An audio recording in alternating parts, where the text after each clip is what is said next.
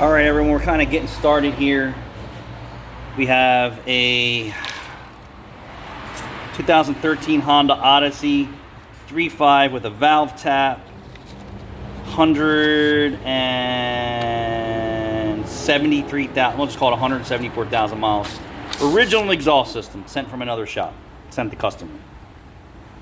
Gave this customer 3 options because the other shop only gave them 1, which is replace everything. They sent them here because there are more flexible options. 1, for possibly paying for it, and 2, they don't make exhaust systems, we do. So they already spent $2,600 at another shop for some work. He left a receipt on the seat, so I looked at it just to see how much higher or lower they were. They were higher than us. And they can't compete for exhaust pricings. There's nobody in this business who has a shop that can compete with an exhaust shop, an exhaust specialty shop, an exhaust fabrication shop. Not Pep Boys, not Mavis, not Firestone, not your gas station garage, nobody. Unless he has a pipe bender and raw materials and fabrication skills, they can't compete. Even your dealership. So I told Rachel, it's almost 180,000 mile vehicle, original exhaust. It's time to replace the whole exhaust system, in essence, because that's what the dealership would advise. That's what the other shop advised. And sometimes that's a tough pill to swallow for most people, but it's your car, it's your vehicle, it's your responsibility. So I said, let's give them 3 estimates. 1 for the whole entire exhaust system, and it's justified. 2 would be a direct fit front pipe and a universal rear converter, make it affordable. And then 3, just a Band-Aid repair type, but a high quality one, which is just replace the flex pipe and just replace the rear converter.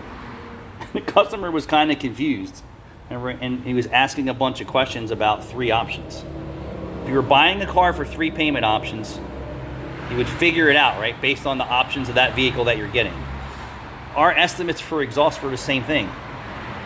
There's different value in the different levels of pricing and parts and labor to fix the job. No different than when you go buy a car. Do you want power seats? Do you want Bluetooth? Do you want this? Do you want that? Do you want roof rack? Do you want mud guards? Do you want wheel locks? That's the difference in the pricing when you buy a car. Our estimate, maybe I should have just made 1 estimate. Yep, it's $2,500 to fix the exhaust system. What do you want to do?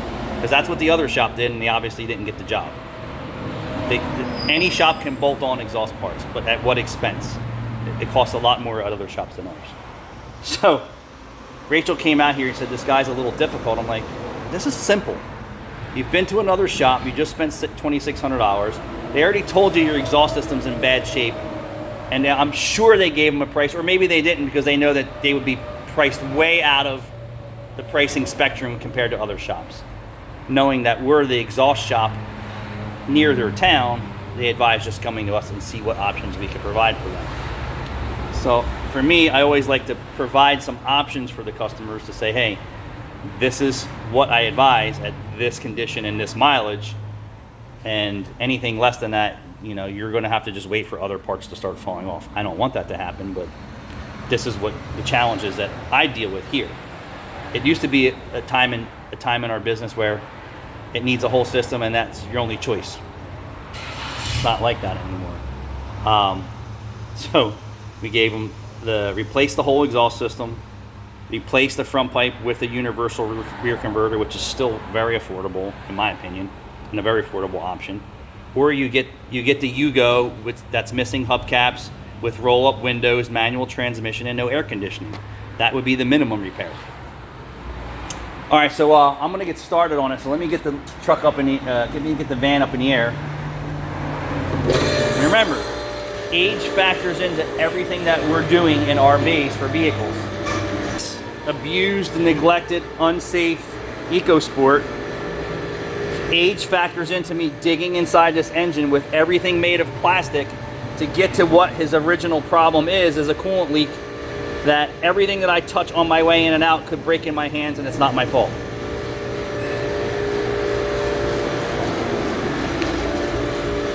Age factors into your vehicle. Rust factors into your vehicle. Vehicle condition factors into your vehicle.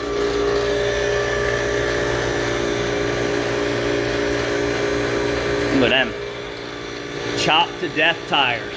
Spends more time on the asphalt than it does off-road, and people are okay with that. They got that aggressive styling tire look for the wrong purposes. If you're on a construction site constantly, perfect choice. If you're on the blacktop all the time, it's not a good choice. So we have heavy decay under the shield, 180,000 mile flex pipe. Got rot under this bracket. These flanges are shot. This already fell apart. So anything that you touch here could fall apart in our hands, and we're not just risking it.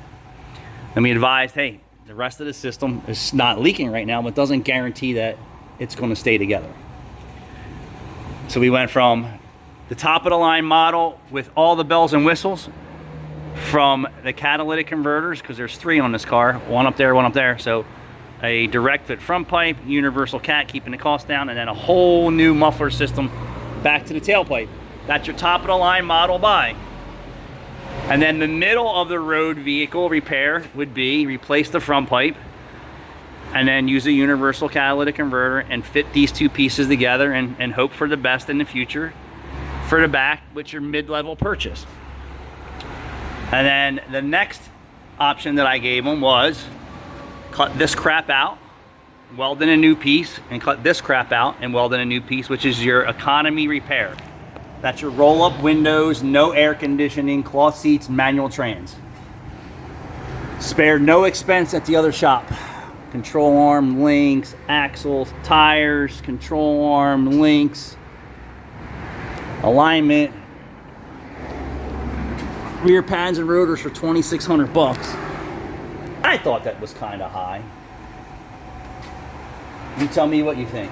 Honda Odyssey, 2 tires, a left front axle, control arm links, alignment, and rear brake pads and rotors. I thought it was kind of high.